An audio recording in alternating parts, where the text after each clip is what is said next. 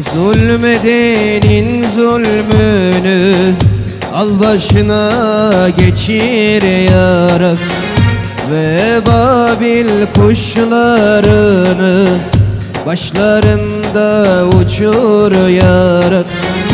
Ve Babil kuşlarını başlarında uçur ya Rab.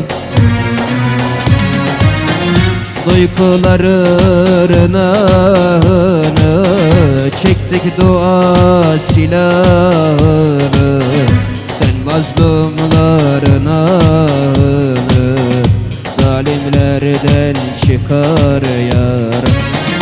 Rabbim sanadır dilekçem, çaresizlik tek gerekçem.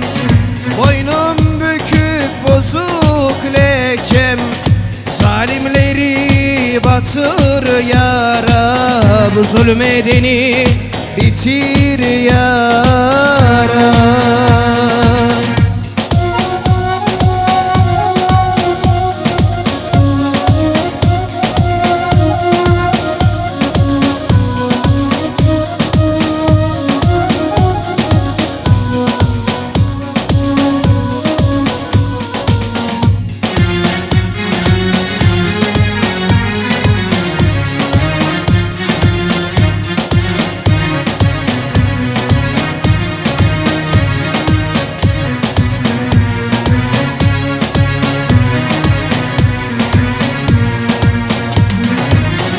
Mazlumları ezenleri kudretinle sen ez ya Rab. Müminler çaresiz kaldı, kördüğümü sen çöz ya Rab. Müminler çaresiz kaldı, kördüğümü sen çöz ya Rab. Duyguların ahını çektik dua silahını.